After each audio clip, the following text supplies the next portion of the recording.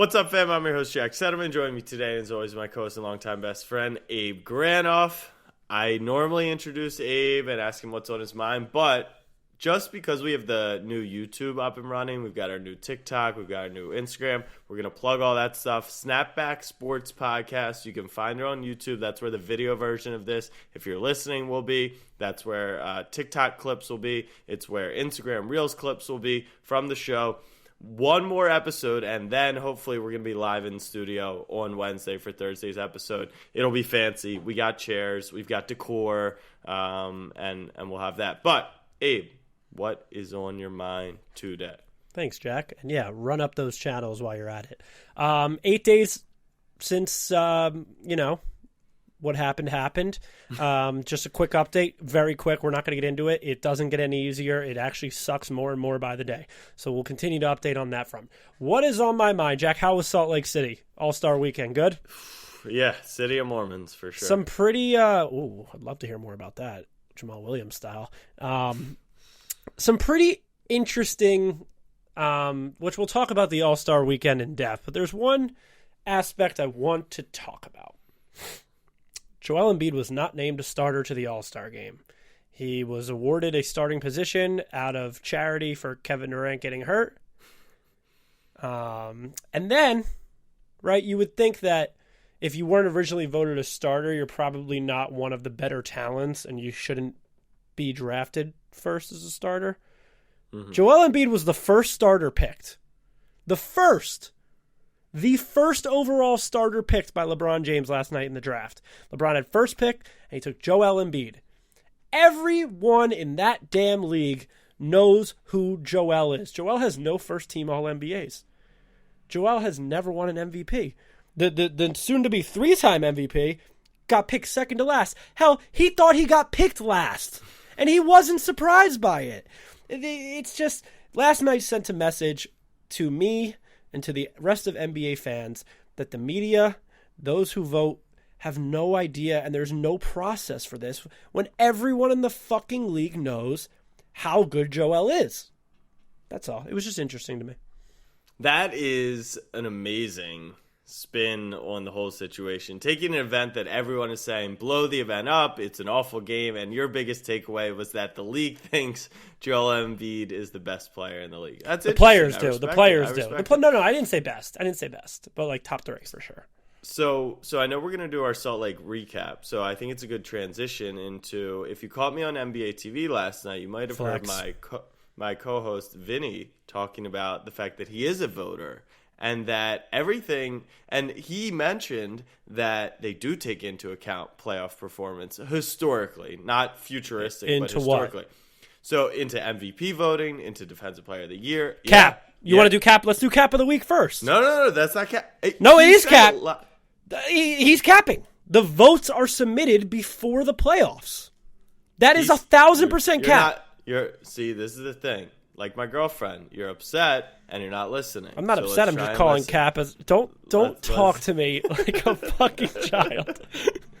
Let's just listen really quickly. I said historic playoff performance. So when we were on the show, what we talked about, we're talking MVP odds, and I actually picked Joel Embiid at plus 600 to win the award. I think he's got a good shot down the stretch here. But he said, there's definitely questions about Jokic as being a three-time MVP because of his lack of playoff success. So that goes into his mindset when actually putting the vote forward. So I just found that very interesting because we always talk about like, oh, they don't actually take it into account. We think of these guys as like these noble people. It's like this dude sitting next to me before the show. He's human just like the rest of us. Of course we factor in those other things. So I found it interesting that he mentioned that. So anyways, that's part of my Salt Lake recap. The dunk contest was good. We'll talk about that in a little. Salt Lake in general, it was fine for the weekend because I think the rules were kind of stretched. But normally they measure out every drink. You can only grab one at a time. Like you can't even get two drinks. Oh, it's like that.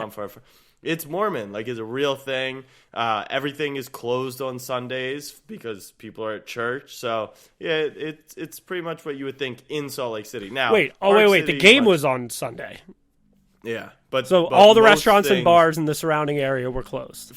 there was an exception for All-Star, like more, businesses wanted to make some money, but normally, yes, like things would be closed on Sundays. Do you think there was an exception to soaking because of All-Star? You can go all the way through the tunnel? Probably not, but even reverse out. I'm sure there was some tunnel play on Sunday and the other nights, but there was a good vibe to Salt Lake City. There, all the good people were there for the most part. The game itself, the one thing I noticed about participation, like Luka and Jokic had zero interest, like genuinely zero interest in being there. Jason Tatum, Embiid, Dame, they were kind of into it, and then post game. The guys literally could not have wanted to be there less. Like Joel landed 3 hours in Salt Lake City before tip off. No, but we were sitting on the LeBron side, right by the bench, and like he came out slow, and then he was like, "All right, I'm gonna do my thing, get my points," and then he was actually upset at the end of the game when they lost. So what's funny? Some fight. Is we want to talk about, and we'll get into every contest, right? But we want to talk about how. Participation is a big talking point as it refers to NBA All-Star Weekend. Let's compare NBA All-Star Weekend, like the biggest league event of the year, to that of the Super Bowl. Last year, the Super Bowl was in Los Angeles. This year was in Scottsdale, Arizona. Next year, it's in Las Vegas. Last year, the NBA All-Star Weekend was in Cleveland. Mm-hmm. This year, it was in Utah. City. This year, it was in Utah. And next year, it's in Indianapolis. Another good city. Good city. And historically a basketball spot. In the middle of February for millionaires to go hang out and have fun? Yeah, I don't think so. It's unfair, though. No. The Super Bowl is a different event than All-Star. That's but what people like don't understand. You want to get these players into it and to like hype up the event. Maybe put it in a destination they want to go to. Maybe put it at the Staples Center. Maybe put it, if you want to do a cold weather city, do it in Boston or do it in Miami. Do it where somewhere at least these players want to go. There's a reason Joel Embiid didn't land in Salt Lake City until 2 hours before the game. It's because it was Salt Lake fucking City. It wasn't because of anything else. If you want to get people to participate, the first step is making it intriguing to participate. There's a number of other ways to do that, but saying, hey, you want to go for a week when you're off your PTO and go hang out in Miami and go hang out in LA, sure, we can do that. But Utah, Indiana, Cleveland, God, what are we doing? I agree. I do agree with you. I think there's a number of other ways to get people more involved, but I think that's an easy starting point. For whatever reason, because I've been at the last few, this one I just kind of had, I guess, more awareness to the situation. It's like for the guys who aren't at All-Star Weekend, they get like 11 days off to relax, be with their family, go on vacation. If you are in the All-Star stuff in any form, no matter even if you fly in for 2 hours, you had maybe 3 days before and then you've got only 4 days after. Like it really disrupts the entire thing. So I saw Peyton Pritchard's Instagram. He's out on the islands with his Miles girlfriend. Turner's in the Cayman Islands. Like they're having a time. So I totally get like why Chris Paul and Russ, who are double-digit All-Stars, they probably didn't give a damn that they weren't James there. Harden didn't give a shit. Right. He didn't care one bit. We will talk about some of that stuff, but let's start with our cap of the week. Abe, who was capping? One of my favorite segments, man. My first cap of the week goes to new Arizona Cardinals head coach, Jonathan Gannon. Oh, Johnny boy. I loved you for a majority part of the year. Johnny actually he was lying all over the place. Jonathan Gannon said, and I'm still trying to understand the motive behind this lie. Maybe you can help me out. Jonathan Gannon said to me, not to me. Jonathan Gannon said that Howie Roseman and the Philadelphia Eagles offered him head coaching money and more money than he got in Arizona to stay and be the defensive coordinator. Cap. First off, the rumor was Howie Roseman told you to stay in Arizona and interview for the Cardinals. So you think he's the one that's trying to keep you away from them? Absolutely not. Howie Roseman, one of the best and most revered general managers in all of football, that everyone knows is a smart dude, is going to look at the performance that your defense put up in the Super Bowl and the next day double your salary? Do you think that's fair, though, to measure someone off of just that one game? No, but I think when... Like going into that game, you would have said he's one of the top 3 DCs in the league, right? With the top defense. Probably defensive not. Probably not. No? No, Okay. Probably not. I'd say we'd have like top 3 defense, but not any which way necessarily because of him. How do I know it's Cap? Is because... Or how do I put the focus on the Super Bowl? Jack. He interviewed for the job 12 hours after his defense gave up 38 points in the Super Bowl. You're telling me the first question the Cardinals asked wasn't, oh, so tell me about yourself. No, Jack, it was what the fuck happened last night in the game, and how are you going to make sure that doesn't happen here? So that's my first cap, because there's no way in hell I believe that Howie Roseman offered him head coaching money to stay as a coordinator in Philadelphia. No shot. Cap number 2. We all saw that video of Jonathan Gannon going around looking like cringy McCringleberry, introducing himself to all the players, looking them up. If you watch the video, he eyes each one of his players up like a piece of fucking meat from head to toe as he introduces himself, doing the pew, pew, pew. It literally looked like a skit from Nathan For You. But I will say it is quite hypocritical of Eagles fans to slander Jonathan Gannon because of that video. Because Sirianni was a fucking whack job in his first. He still is a whack job. Yeah, but at least he got to He's a a Super Bowl. cocky whack job now. But in part of that clip, which was weird in itself, he spoke with Kyler, the quarterback. And Kyler and him were talking about why he took the job. And he goes, well, when I look around the league and I think of all the openings, like, why wouldn't I take a job with a franchise quarterback already in place? Cap. We're not just going to call Kyler franchise quarterback. We're not going to do that. I am a huge. He's not the guy, sure. But he's a franchise quarterback. Sure, by paychecks. Then Tobias is a franchise player. Okay, sure. But that's just Cap. Jonathan Gannon, you know damn well that if Kyler has 1 or 2 bad years, 1.5 bad years after he comes back from his ACL, he's gone. A franchise quarterback doesn't have that leash. You took that job because it's in Arizona, because you're going to be getting paid, and it's simple as that. Just leave it at that. There's no reason to throw in these lies. Nobody likes you more because you call Kyler a franchise guy. Yes, they do. Oh, no, they Stop. don't. No, you go, Abe, the first day of work at your new company, you're all hyped up. You're talking about, oh, the boss is cool. My coworkers are the man. They're big fans. And then, like, by week 2, you're like, oh, my God, shut up. And you're turning off notifications on Slack. My cap of the week belongs to Adam Silver. No. I'm not sure if you guys know where I'm going to go with this, because I'm sure we could go a million different ways. Adam Silver said, this is how we're going to format the NBA All-Star Draft. We're going to do the reserves first, so no one feels like they were picked last.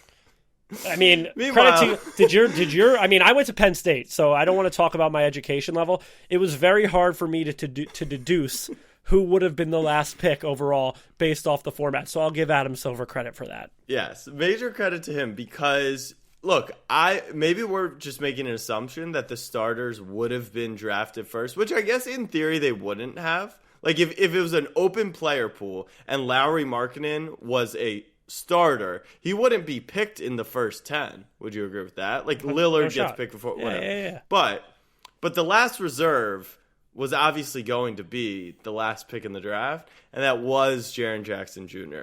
Do I feel bad for Jaren Jackson Jr. because he was drafted last? No, because I looked up that he's making $100 million guaranteed over the next 4 years. He's okay. When I got bullied in school and didn't get picked first and ended up getting picked last, maybe my ego in 6th grade was hurt. But these are grown adults who are making many $1 million to play in a glorified layup line, as they said. Yeah, I'm glad that someone on this podcast has experienced getting picked last and pick up, because I sure as hell don't. So it's very beneficial to the content that you can speak to what that feels like. It's relatable. Yeah, it's very relatable. I don't know, because think about it. If you're thinking from a GM standpoint, wouldn't you want to build your bench around your starters and know what you need rather than vice versa? Like you'd like that they pick the reserves first? No, I don't. I think they should have to pick the starters first, because it helps them build a more solid team that gels together. The only like LeBron lost and was stuck with 2 bigs as starters. Yeah. The problem was that Jokic and Luka had no interest, but LeBron drafted a much superior team, including the fact that Giannis wasn't even going to play in the game, which is pretty hilarious. So I will say that was awesome. The draft was awesome. I will also say there is no reason on this godforsaken earth that pregame should start at 6:30 Eastern and the game should tip off at 9 p.m. They drug, whatever you want to call it, I don't know proper grammar, that out to no end. I looked at my clock when the starters were starting to get picked. It was 8:15. This thing started 45 minutes ago. It was long. It was long. They broke for commercial in between the reserves and the starters. I would argue that a snake draft could potentially make a lot of sense. I mean, given that every schoolyard draft ever, I feel like, was a snake. It seems unfair. You get first pick, third pick, fifth. Anyways, the idea of it was a hit. The idea that Adam Silver said we wouldn't know who the last pick was to save the fragile egos of these superstars was a lie. But it was a success all around, and Chuck and Shaq and those guys they're the best. And was he like so we're watching the starters get picked or the bench get picked, and Chuck was saying whatever the hell he was saying, and Shaq was like, "Oh, he is blacked out right now." Chuck was that drunk, right? He had to have been.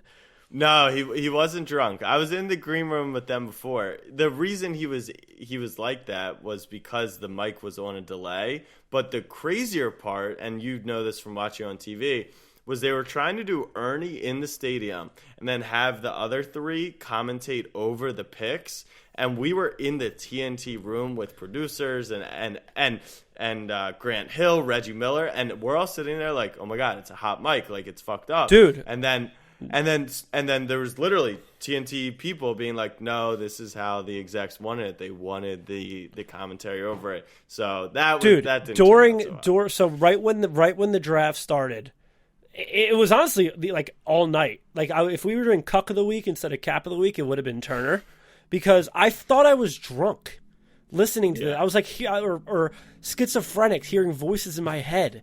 It is like they could have at least thrown them in the corner in a little box because like the first 15 seconds was like Shaq like saying like, Chuck, I'll come over there and beat your ass or something, and meanwhile Ernie Johnson's just like introducing what the concept of the draft means, and I was like, someone's going to say some fucked up shit right now, and I'm waiting for it. And it was hard because like half the audio was like 50% audio from the guys that were commentating it, 50% from Ernie, and then it would go to full Ernie. It was a wild viewing experience. The draft was awesome, but Turner, you got to figure that out, because until you said that, Jack, and everybody on the internet was under the impression that they were hot mics at the time. Yeah. No, that was intentional, which was pretty funny. All right, let's rewind it to the dunk contest. The question is, did Mac McClung save the dunk contest? What say you? Oh, what say you? I never heard that before. Philadelphia Sixer Mac McClung. As awesome as Mac was, he didn't save shit. He didn't save shit. You think John Morant, Zion, Zach LaVine are sitting home like itching, being like, oh, I got this guy? First off, you probably don't. Let's talk about Mac McClung real quick. I've known Mac McClung for years. He broke Allen Iverson's scoring record in Virginia. He broke a JJ Redick record in Virginia. He's been in like Philadelphia circles being talked about because of the Iverson stuff for years. The guy was essentially a YouTube dunker. Let me fill you all in on a little something. The Zions of the world, the John Morants of the world, the Zach LaVines of the world. They're not the best dunkers in the world. Hell, they're probably not even top 50. There used to be dedicated TV shows that they tried to run that were just weekly dunk contests. There are people out there that don't play basketball, that are shit at basketball probably, that can jump out of the gym and do whatever. Like, people should, if you knew Mac McClung's background going into this and how he used to go viral for being this 6'2" little scrawny kid that could do the craziest dunks, you should have known that that's how that was going to go down. Unfortunately, Mac McClung didn't save the dunk contest because, in my opinion, saving the dunk contest would mean getting the Zions, getting the John Morants, and getting the Zach LaVines. And I just don't think they're at home sitting on their couch like fired up to take the trophy from Mac fucking McClung. Well, confirmed Anthony Edwards slept through the dunk contest. But that guy's in a world of his own. And the guys loved it on the sideline. But you bring up a good point. Like, what do we want, right? Because you're saying that the best dunkers in the world are not necessarily the ones in the league. Although I'll fight back with you. I think Zach LaVine's one of the best dunkers ever, league or not league. Like, he's put on some dunks before. But as far as, like, do we want to see Zion? Do we want to see Ja Morant? Or do we just want to see the best dunkers, right? Mac McClung lit up the arena. It was special. Like, it really was great. But I think, like, let's chill with the recency bias. Let's just look back the last few years. It's just a matter of, was it a good dunk contest or not? Are people excited about it? Last year, it was one of the worst dunk contests ever. You had 8-minute shot clock. You could miss 14 times. That's what no one's talking about. I think there was only 1 or 2 missed dunks by KJ Martin. The rest were all first try, which makes the contest 10 times better. And McClung, he just had the energy. It was his night. We saw him last night at the 2 Chainz party. He's the guy. Oh, he's on a tour right now. He's on a tour. Oh, yeah, he's killing it. But so Mac McClung did light up the arena. And the dunks were awesome. I'll give it to him. They were unbelievable. I was thoroughly enjoying it. Did he light up the arena by his dunks, or did he light up the arena because this 6'2" guy that nobody's ever seen or heard of before just showed up off the street and was doing those dunks? I think it was more that's what I was going to say. The story behind Mac McClung is way more interesting than the dunks he did. Like, in 3 or 4 years, people probably Mac McClung could still be winning dunk contests. People probably get bored of it just because they know him. Because they know him. It was flash in the pan. It was why is this guy the favorite? Why is he in it? Should he even be in it? To like, oh my God. And when I say he lit up the arena, I think his first dunk was the best dunk. The jumping over the guys, the double tap on the backboard into the reverse dunk. I think that was the best dunk. And then you could feel in the arena that he was going to win, and people just wanted to see, him complete 3 more amazing dunks, which he ended up doing. My favorite dunk was the Hezzy fake. The second dunk. Yeah, that was my favorite. I just think the up down of the momentum is just like something crazy to me. Like, I'll admit it, I tried to do something into my trash can today that was like this, and it's just like very, very awkward. Well, have you ever tried jumping over 2 people and touching the backboard simultaneously and then dunking the ball? Not that I remember. Not recently? Not that I remember. I mean, he was 6'2", jumping over a combined 7'9" or something, I think it was. Yeah. So that was dope. And the third one was dope too.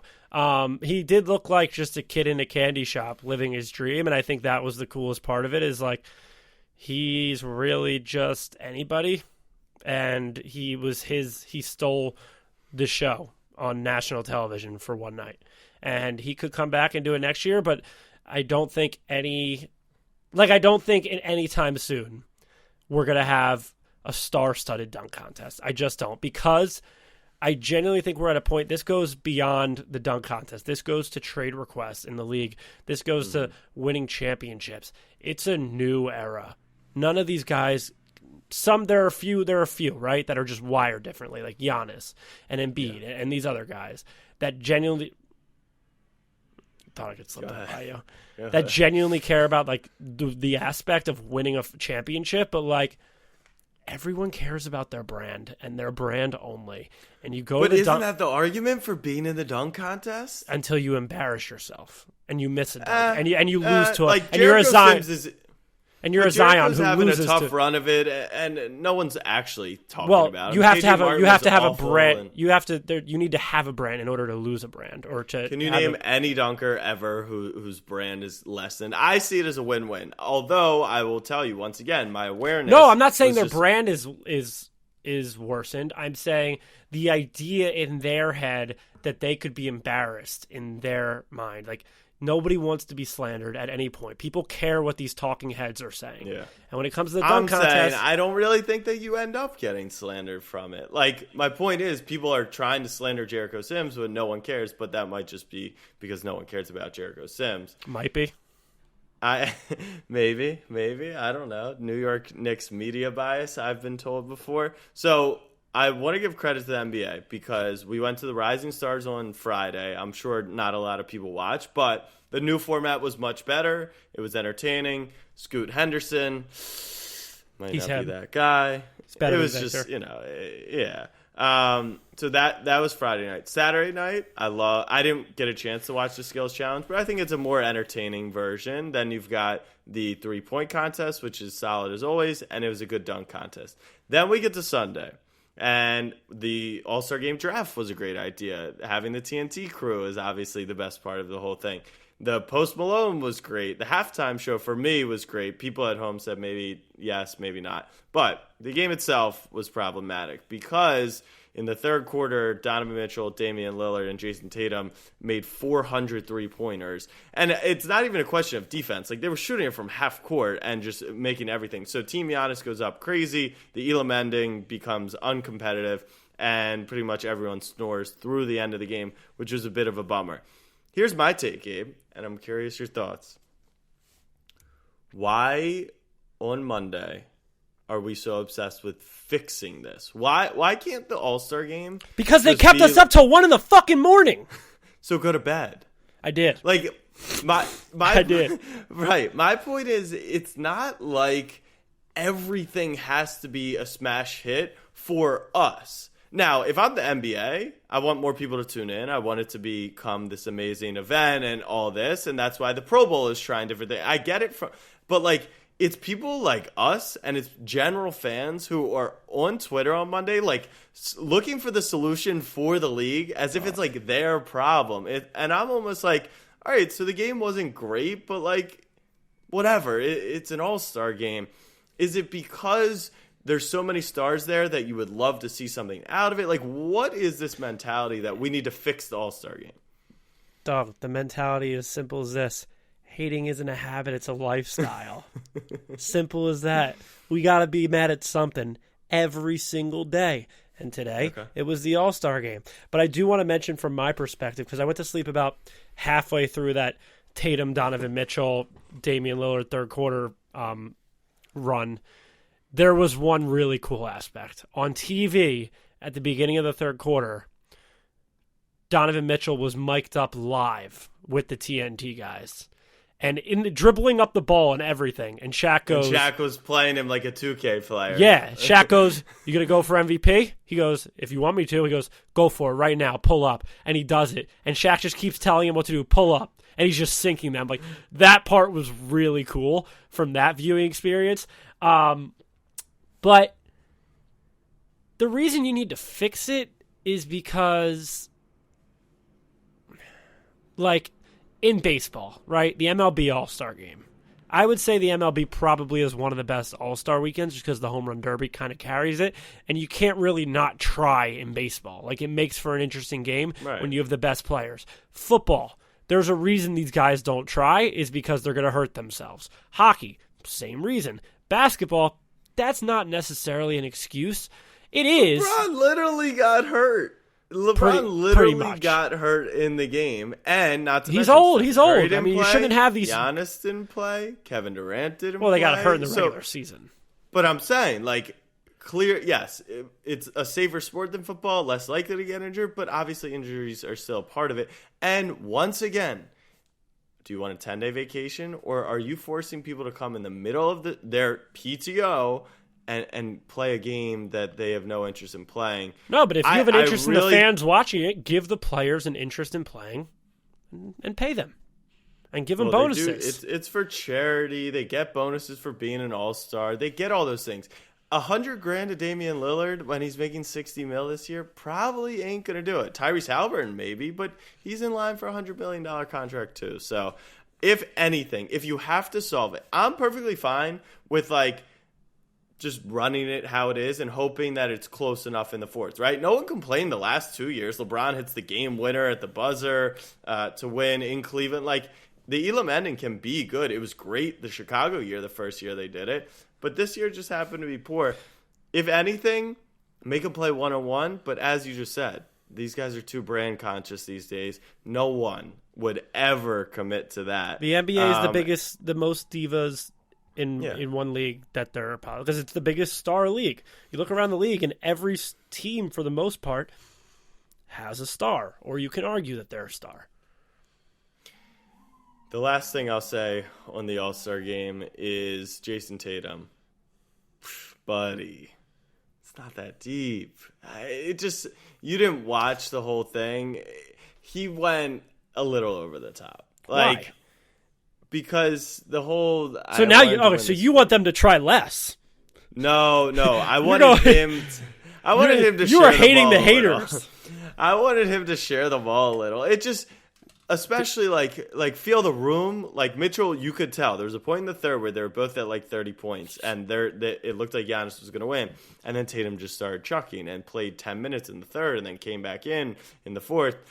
I get it, the Kobe thing, and I'm a Deuce Tatum stan, and I'm all for it. What did you think about the Jaylen Brown, Jason Tatum moment? Were you awake for that? I saw it, and the reason...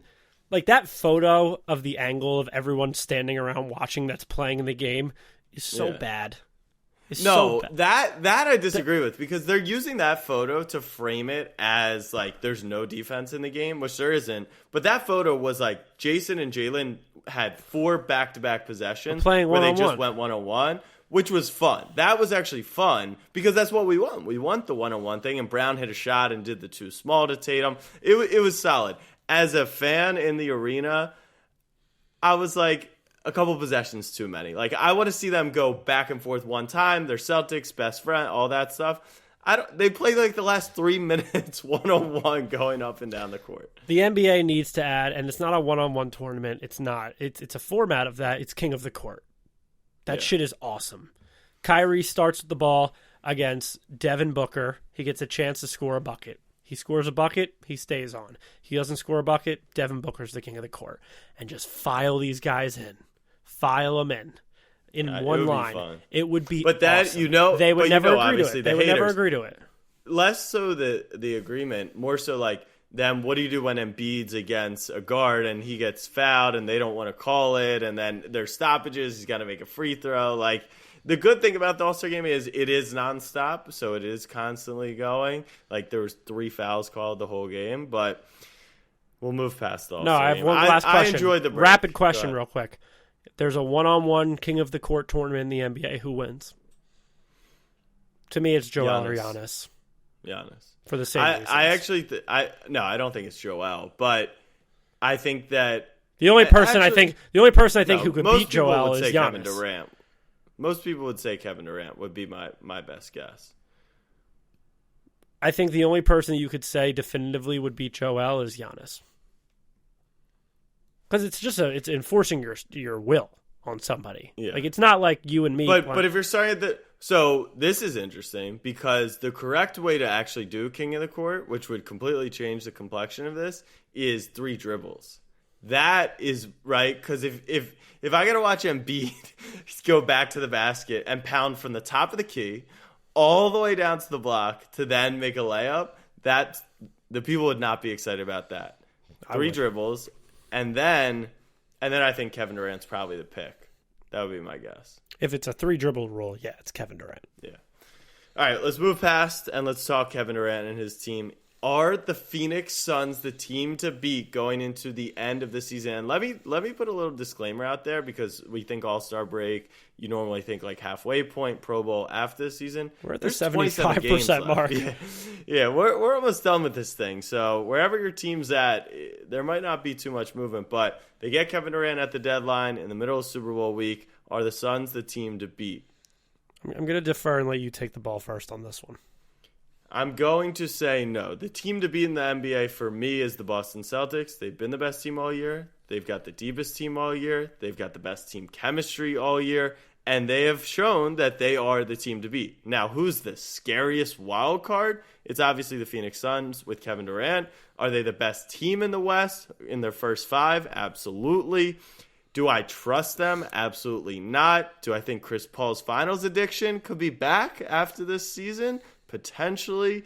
But if I had to make a bet, if you gave me Suns to make the finals or not, I would go with no, which is actually shocking for me, because I'm a huge fan of Chris Paul and then obviously Durant, and I think they're the best team. We've seen it so many times in the NBA.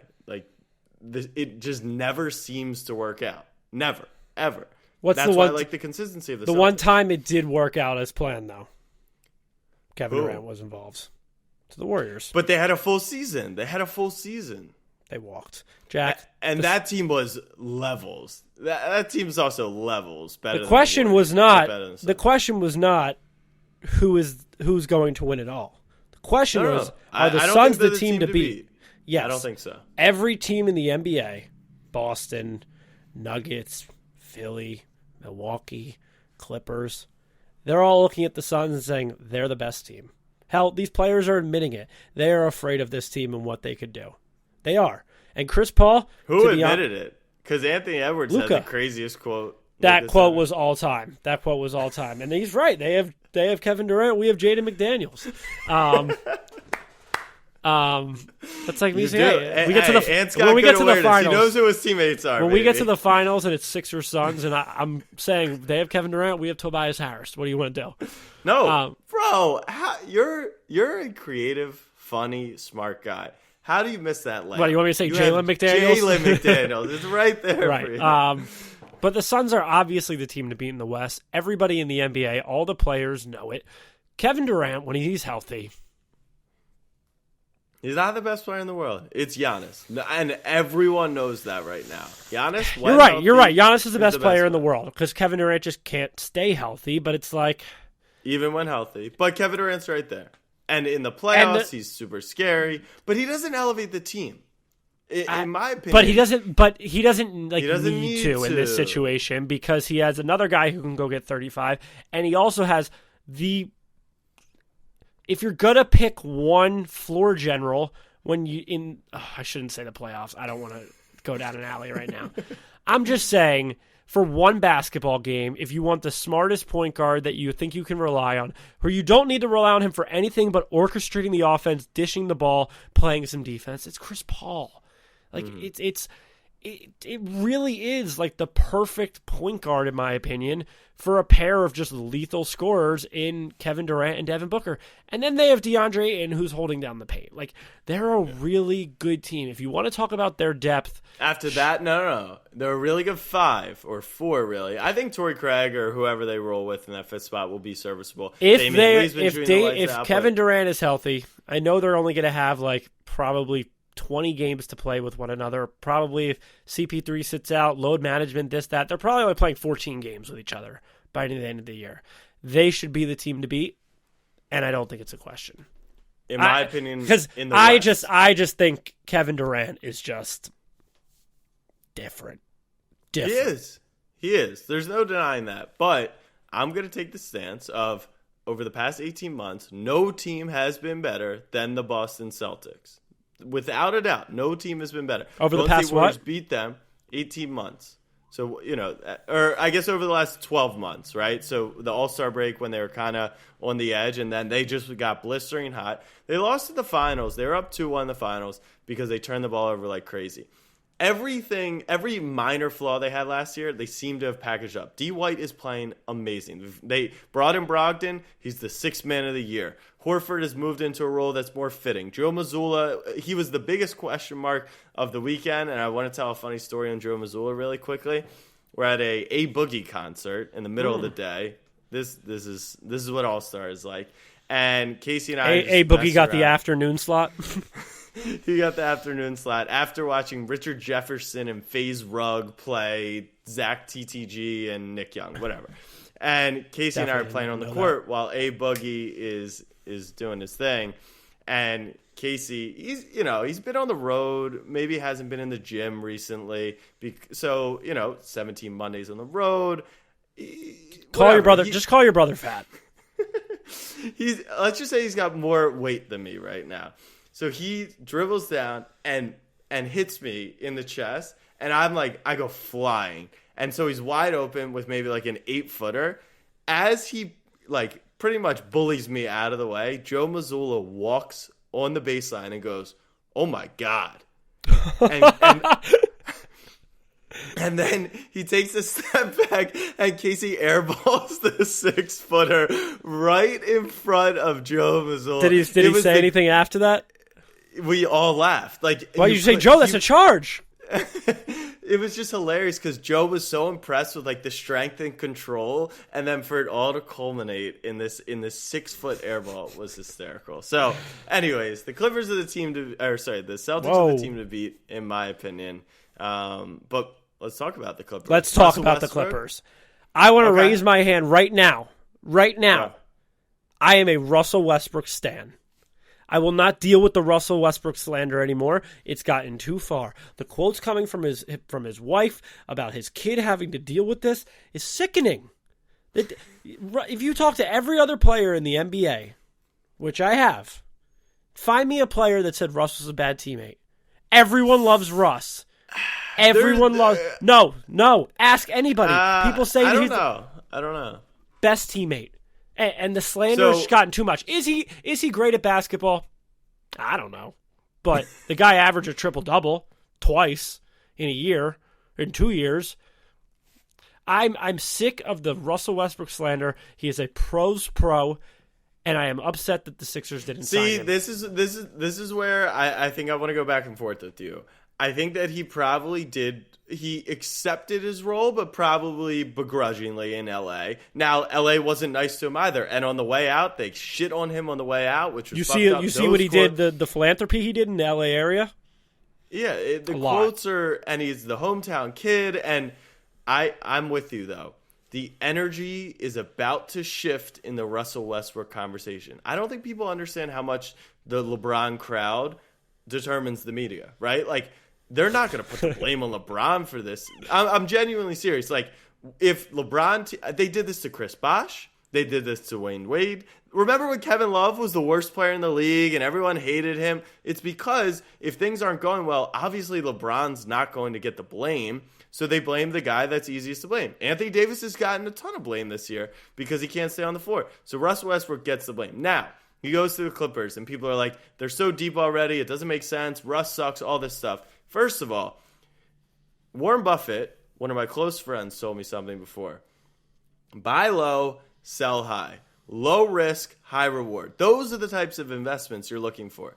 Okay, so you've got a very experienced head coach in Tyronn Lue who has dealt with the biggest personality in the NBA, right? It's a veteran team. It's a veteran team. If Russell Westbrook stinks, wait a second, real quick. I'm still stuck on that. Because when you said Ty Lue dealt with the biggest personality in the NBA, did you mean LeBron or Kyrie? I was talking LeBron. I didn't even think about Kyrie. Right. Because his moccasin shoes last night still have me thrown off.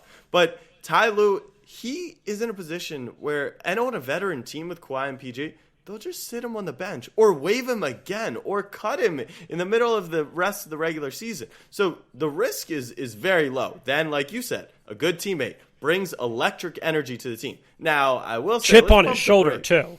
Chip on the shoulder. Let's pump the brakes a little. Playing in the same building as he was. A hometown kid once again. But I would say pump the brakes because apparently the plan is for him to start. That, I don't see the need for him to just be the starting guard right away. Like, let him be in and let's see where he's at. But why are people thinking this won't be a good fit?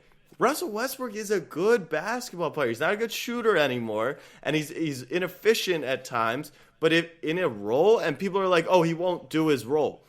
He just came off the bench for the 13 seed. You don't think that was an ego hit for him? And he did it, and he showed up every night, like you said, pro's pro. So Russell Westbrook. Russell Westbrook is going from a bench player on the 13th seed to a starter on the 4 or 5 seed. He got paid. Think about this. Russell Westbrook, right before the All-Star break, got traded from Los Angeles to Utah. He was never going to play for Utah. He never stepped foot in Utah. He stayed in Los Angeles. He then got bought out by the Jazz while he was in Los Angeles. Russell Westbrook was making close to $40 million this year. You know how much that buyout he's going to... He just got a check for $30 million. Let's just call it. Do we know if that's how it works? Do we have any clue if that's functionally how it works? It has to be. Just conceptually, think about it. Why would Russ agree to a buyout? You think Russ could have sacrificed $35 million just to... No. I'm saying, like, he got bought out, but, like, does that mean when they send that transaction to the league, his wire hits? Because that would be sick. Like, I would be Antonio Brown running around the backyard naked every time I got bought. Buyouts are the craziest thing ever. They buy you out of your contract, which your agent's not going to let you do if it's way below what you would be getting paid, because then he gets screwed, so you won't play for them. Utah Jazz paid a majority portion of Russell Westbrook's probably prorated salary at this point for the rest of this year to not play for them. Russell Westbrook didn't move an inch and gets to go back to work in the same office for a better team. Russell Westbrook is winning. You're losing if you're hating. You're losing. I'm all on I am in agreement with you. I'm on the Russ train. I'm excited for him. And I just want people to take notice of how the energy shifts when now will Lakers fans and LeBron fans still hate on him, and there will still be that narrative. But if he has any pinch of success, the narrative will definitely shift, which is why I took him to win 6 man. And if he doesn't, he's got playoff P to probably take the slander off of him anyway. Right. There's so much for the Clippers organization that he's wins. All good. He wins. You know who lost though, Abe? And I don't know if I had this on your notes because I had it myself.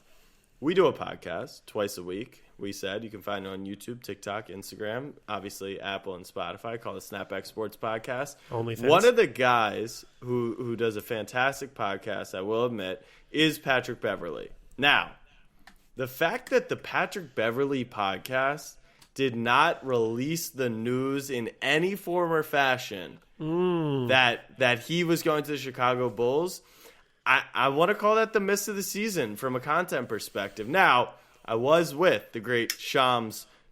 I'm not going to butcher his last name. Shams K. Adams. Super nice. And, he's the king of Did you ask him about K? So there was no K conversation, but I will give you this little tidbit from the conversation. We were talking about, he's got Twitter down. I was introduced as kind of the Snap, and I know a little bit about TikTok. And the comment he made was he's on TikTok. You didn't tell him that you had a bunch of stories before he did? Alex wanted me to, but we left that out. But he was like, I'm on TikTok. I haven't posted, but I do have like 3,000 followers from like some funny stuff that goes on TikTok. And he didn't say it, but like, obviously, it's because everyone just calls him the Riz God on any K. Adams clip, and like he just gets followers from it. So he knows what's going on, clearly. But I can say she was on vacation. He was there. I don't know their relationship. But don't you think that's a miss? Don't you think that's a miss? That makes me think about something. Do you solemnly swear that if you ever, I don't know, go big, sell Snapback Sports to SportsCenter, ESPN, you break it on this podcast? Yes, or at the very least. No. There's no. Time out. You will have the information, and if we agree what is best, then yes, you will have freedom to do it. But so we'll meet in the middle and say Woj isn't tweeting shit about us. Exactly. Woj would not announce that we're selling this podcast for $3 trillion like we will one day. You know what we should do is we should give the information to Ballsack Sports and just have him be right, and everyone thinks it's a lie. Yeah, I like that. It's funny. For whatever reason, I think maybe this is the sicko in me because I have no relation to Lamar Jackson's camp, but my one dream is like for some reason Lamar would find a way to let me do the new, like, because everyone, Rappaport, Schefter, they're all just making it up. No one knows. No one's talking to Lamar Jackson. And he clearly hates the media because they're all against him because of the agent thing I've talked about many times before. So, like, what if he just let one of the biggest fans release the intel so that it just matched his persona? Anyways. Right. Speaking of not, like, no relation to Lamar's camp, and we'll probably never have him on anything or whatever, we've talked about this before, and I thought about this yesterday or the other day, don't ask why, about, like, if we, like, somehow got LeBron on this podcast, like, what do you even ask? Like, how do you do? And I actually had the idea the other day. I know what it was, because he said something about Lobos in the tequila thing. I would make him do, assuming it was in person, I would 1,000%, and he wouldn't agree to it, but, like, let's assume he does, make him do a blind tequila taste test. Oh, I like that. With 3 tequilas. That's good. It is funny, and I had another thought with Drake. If we would have Drake on, I was listening to Drake, and I was like, and then I was listening to Drake in my workouts. I went down that like his old stuff, everything like unreleased, and I was like, Drake has so much shit out there. There's no way that Drake knows more Drake than I do. Like, I would love to do a Finish That Lyric where I name a random lyric in a random-ass song and see if he can actually, off the top of his head, say the following lyric. You don't think he knows every lyric of his music? No. Dog, he has so many. If I just said off the top of his head a one-liner in the middle of a song that's not iconic, I think I could stump him 1,000%. All right, I think we should try it with maybe a smaller artist before we get to Drake. But it's interesting that you're coming up with these creative ideas, because with Super Bowl opening night and then last night I actually had a chance to be in the media room. It is so funny to watch these kind of old-fashioned reporters go in and just ask like DeMar DeRozan. So what was your treatment like on your knee during the break? And this guy is in a cardigan sweater and wants to be in Miami. And he's just like, yeah, I got some stem and, a bunch of stretching. And it's like, does anyone think a little differently these days? But look, to be fair, they're beat reporters, and that is what their audience is looking for. It's just mind-boggling to me that no one is iterating. And it's funny. I took a lot of what we do on the podcast. We interviewed some G Leaguers. We'll have more content on that. And some of our buddies are asking about how they feel about getting to the league, who's the most underrated. And I'm asking Luka Garza, what's your best pickup line when you're trying to raise someone up? He's in the G League now? He won MVP last night of the G League All-Star game. But he Remember gets minutes how high on the I was T-Wolves. on Luka Garza? I was going to say, I'm high on him. I mean, he was the player of the year. So that's what I was like, how do you finish. not get drafted as the player of the year? Let's finish with a mini seg on football. Not the Super Bowl. Should the Jets go after Derek Carr or wait for Aaron Rodgers? What do you think? I think you have to go after Derek Carr. Yikes. First off, you're not going to wait for Aaron Rodgers to climb out of his fucking cave at the bottom of a cliff in South Africa to decide what he wants to do or what he wants to even have breakfast for, or maybe crawl back in there and sit in darkness for another month. You want to be on his watch? Please. And then you have to trade for him in the first place. You have to give up assets for Aaron Rodgers. You can just sign Derek Carr. You keep your picks. You build on this young talent that you have, the culture that you're building. A lot of people said the Jets were a quarterback away last year, a quarterback away. Was there a huge difference in Aaron Rodgers versus Derek Carr last year? Yes. Yes. I'm gonna set something straight. At this point in Aaron Rodgers, in 2016, Derek Carr was very good. He was almost the MVP of the league. And if he hadn't gotten hurt, that Raiders team, maybe they would have gone somewhere. Last year, Derek Carr had Devontae Adams. I know Waller was in and out. I know Renfro was in and out. I know Matt Collins was weapon 2 for a lot of the year. He had an all-pro running back in Josh Jacobs. He had Chandler Jones on the defensive side of the ball. Everything was supposed to be, okay, this is the year for Derek Carr. And, of course, I will never, ever fault someone for saying Josh McDaniels is an awful coach, because he is.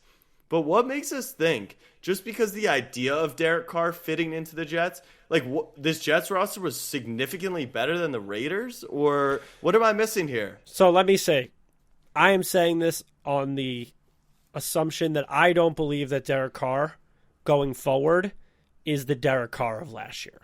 I will say that I think, he's better. I think he's better than currently. He can be better than he was last year, and that's an anomaly. It's not a sign of he's falling off and he's Matt Ryan now and he's just going to be trash in general. I'm going to give him the benefit of the doubt that last season was somewhat of an anomaly because he had him in the playoffs the year before. He did. Yeah, he did. And he should have beat the Bengals in that first game as well. So the reason, he continues to lose though, and I know he's had 9 coordinators, but this would be his 10th coordinator. It's not okay. So here's what I'll say about this question. It's not that I say go pick Derek Carr over Aaron Rodgers. It's that I say go find, in my opinion, an above average quarterback that's available in the market that you don't have to give up instead of wasting your time on the Kyrie of the NFL. Is essentially what I believe. Yes, but that is what I say. So okay. It's not like Derek Carr's cheap, right? That's another factor. Because once again, all right. So what's your goal with the Jets, right? Derek Carr's cheaper than Aaron Rodgers. No, he's cheaper than Aaron Rodgers, but he's still taking out $30-40 million, right, on the cap. No shot he gets that amount of money after last year. Oh, is he a free agent? Yeah, they cut him. Well, they're he's cutting a free him. agent. Gotcha. Okay, so you think he's like 20 million? I don't know, bro. Whatever they're doing, whatever they're doing. Daniel Jones getting more money than Derek Carr? Probably somehow. Probably because that's how the market works, dude. Like he's younger. I get it. He's on the rise versus on the decline. But wouldn't you rather can you win a Super Bowl with Derek Carr? So what's the point here? It's the Jets. It's the Jets we're talking about. Get to the playoffs. But no, that's not what I'm saying. It's like you don't like. Let's just look in the mirror. Like it's the Jets. We're not. But wouldn't you rather Super Bowl. try and find your franchise quarterback while the team is young? Like this to me feels desperate that like they feel like they're in a win now position when they're quite literally not in a win now position. So take a year or two to find the quarterback and hopefully you strike gold. You get a Burrow. You get a Hurts. At what point do you become self aware enough to say, hey, we can't draft and develop shit. Let's just go pay for one. At the quarterback position. But that's like saying I can't cook steak, so now I'm gonna go to a fucking Outback Steakhouse to get the best steak of my life, which would be playoff success. I'm not saying Outback Steakhouse has the worst steak of all time, but it's satisfying. But it's not. You're not talking about it afterwards. You got Bloomin' Onion. That's Garrett Wilson. You've got great sides. That's Breece Hall. But I just don't think Derek Carr's the answer. And I'm not necessarily saying Aaron Rodgers is either. I would say the Jets shouldn't feel like they're a piece away from winning a Super Bowl unless that piece is quite literally a top 5 quarterback. And the top 5 quarterback, maybe I also think they have a ton of cap space Rodgers. Too. I guess they do for a quarterback. So we'll see. All right, let's get Eagleson in here. This will be perfect way to end the show right at about the hour mark. This is our favorite segment. Abe, as obviously, yes, as the creative director here, has come up with the name. Do you want to introduce Eagleson? Where is he? Oh, there he is. He had to make the changeover. Waiting for it to pop in. There he is. Dolphina, welcome home. We're back. We're home for break. Reading week, as you guys. So, like Jack said, we're going to be all over now, posting clips, doing different segments. We know Eagleson on Wednesdays has What the Puck, since he really only talks about 2 things in life, and that are the Leafs or hockey and the Dolphins. We're going to give him a segment about the Dolphins. Same structure, 1 minute. Talk about the Dolphins, say whatever you want, and then shut up. Please shut up, and then let us talk about Tua. What's the name of the segment? The name, relax. Okay, all right. Well, before you lead him in, I did want to interrupt because I was upset. The same way I felt like Pat Beverly should have broken the news on the podcast or through a channel of the podcast to increase subscribers. I felt like we deserved a text. Like, apparently you're saying O'Reilly wasn't a big trade for the Leafs, but it seems like that was like a... I have no idea what you're talking about. The Maple Leafs made like a big trade over the weekend, and Eagleson didn't even send a message. I'm glad you did not send a message because I don't give two shits. Either I send that message and it's just I don't care about hockey, which is okay. But also, I genuinely thought the trade was a teensy bit overrated. Like, I like O'Reilly. I think he's a good player, but he's tailing off the end of his career. I think people were overplaying it a little bit. I like the trade. I like what they're doing. We're super deep. I like he's won a cup. It's good for the team. I thought it was overplayed a little bit, and I still think they're going to make another move before the deadline. Jack, you know this O'Reilly cat? Like, you know enough about him and his role in Toronto? Best face-off guy in the league. That's I want you to compare this to an NBA team trading a certain player. Oh, we got this already. I already have the replies pulled up because I was intrigued. Because when ESPN tweets a hockey trade, it has to be at least like something of note, right? And the fact that this guy won a cup. So here we go. Yeah. From Peg City 19. They just went from a first-round exit to a first-round exit.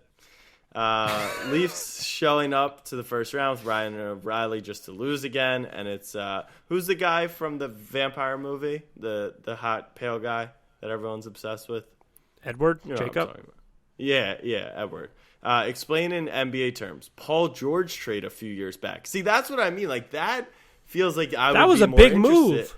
That's what I'm saying. Not that big. Wait, he's at the end of his O'Reilly, career. You got O'Reilly? We got O'Reilly and another guy for picks. Here's another one. Need an NBA terms explanation, please. Jrue Holiday to the Lakers, maybe. Like, I understand it's not Kevin Durant, but like, You would think that you would be a little more hype about this. Maybe you're being reasonable. I don't know what's going on, to be honest. I don't know. Can we get? I like it, except he just had his worst season of his career.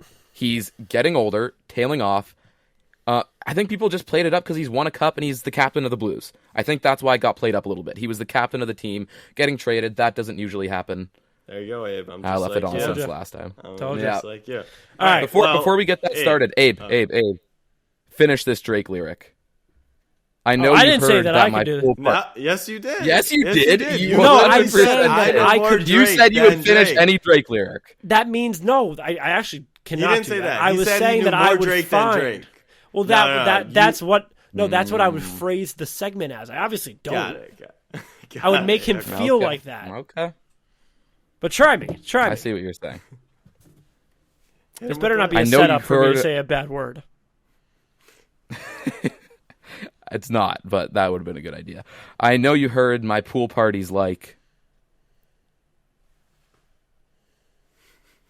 I don't know. You got nothing. I know you heard my pool parties like. Michael Rubin, Robert Kraft. Fanatics Party. The correct answer is Mardi Gras. Yeah, no, what? It is Mardi Gras. What song? From what song? You With Me from Views. Interesting. His most underrated album. I would just make Drake feel like I know more Drake than Drake. Obviously, I don't. Because you would have the lyrics prepped, so you would know. Okay, well we're over the hour mark, so we're going to introduce Eagleson's new segment about the Dolphins. 1 minute to go. The final finit. Are you ready? Maybe you add in I'm so ready. Maybe you add in a dolphin noise instead of a puck sound. The dolphin squeak. Or like and Tua goes down. Something like that. All right, Eagleson, the final finit. 3, 2, 1. It's been 18,299 days since the Dolphins last won a Super Bowl. Stop. Oh, okay. That wasn't what? That's not the stat that we talk about. We just wanted the playoff win. We just wanted the playoff win. Oh, okay. But I thought it was the Super Bowl. You went bigger. Yeah. All right, yeah. 3, 2. But a Super Bowl isn't. All right. Well, let's get him the correct number real quick. We don't want the first one. So I follow the Twitter account. You follow them, right? Days since last Dolphins playoff win. Why would I be following? I'll follow him. That just reminds me of. He actually forgot to tweet today, but it's 8,086 today. So go ahead with that information. 3, 2, All right. 1, go. You have 57 It's seconds. It's been 8,086 days since the Dolphins last won a playoff game. And I'm here to tell you how the Vic Fangio hire is just what we needed to change this. Now that he's officially hired, I think it's hard not to think that we're going to have, Abe's face is so funny, a contending defense to pair with that offense going forward. And honestly, he's a defensive mastermind. Every single defense he's coached, he's brought into the top 10, and the Dolphins are a perfect fit for him with all the pieces that we have. We just need a smart, older coach to come in and put it all together. One thing that's kind of interesting about this whole thing is that Fangio's defensive scheme is almost 100% different from what Boyer was doing. Boyer's system would rely a lot on man coverage, blitzing, getting to the quarterback. Vic, on the other hand, completely eliminates big plays happening, relies a lot on guys up the middle, covering the centers and guards, opening it up on the edges for guys like Chubb and guys like Jalen Phillips, who I promise you is going to break out like crazy this year. He also utilizes his safeties a lot, which we have two very athletic safeties. Stop. We can't mute you. Give it. That was good. Jack, you want to start? Or should I? He said, comments. More so I like the Fangio hire. I like that they brought over the other guy who took a pay cut, I guess, or something. Chargers DC. Yeah, your defense was hot garbage. I do think that stuff can change year over year, especially with new players and new scheme. But you don't have a quarterback, so 8,087 days will be. Not only do you not have a quarterback, but let's just be honest with ourselves. Look at who Vic Fangio is, the way he talks, just him, and then look at Mike McDaniel and his whole mushroom situation. Yeah. Yep. And tell me those two guys can be friends and get along. No. they'll be fine. And I think it's because Fangio's like over wanting to be a head coach at this point, where it's not even going to be like that. They're just going to be trying to win games, and that's what it's going to be about. Yeah, and they still don't have a quarterback. Yeah. They have a quarterback. Who is it? Skylar Thompson. No, it's Tua Tagovailoa. Look, he had a great year last year. It's February struggled. 20th. It's I said some stuff. Yeah. No, we're all good. Yo, you want to make the rules? Right. You want to make the rule we can't talk about Tua till Memorial Day? Even just outside Can't of the say final his name. minute. Outside of the final minute. Inside is fair game. I actually don't know if All I'll right. be able to hold Keyword. on my end of the bargain. Follow us on YouTube, Snapback Sports Podcast, on TikTok and Instagram. Have we posted anything on either of those platforms yet? The TikTok has a couple clips up now. go. We'll have to get on the Instagram Reels. Okay, all right. Yeah, Let's TikTok, keep the, Snapback Sports let's keep Podcast. the people updated at the end about, Yep. like, if we have any viral clips. Or Yeah, let's people talk making fun numbies. of- Some of the shorts on YouTube's one of them has been doing all right. So What's all hop right? on there too. Talk to me. Here I'll pull it up right now. We should actually. disclose we should disclose every week, even if it's like 2 cents, how much money we've made off the clips that we've posted.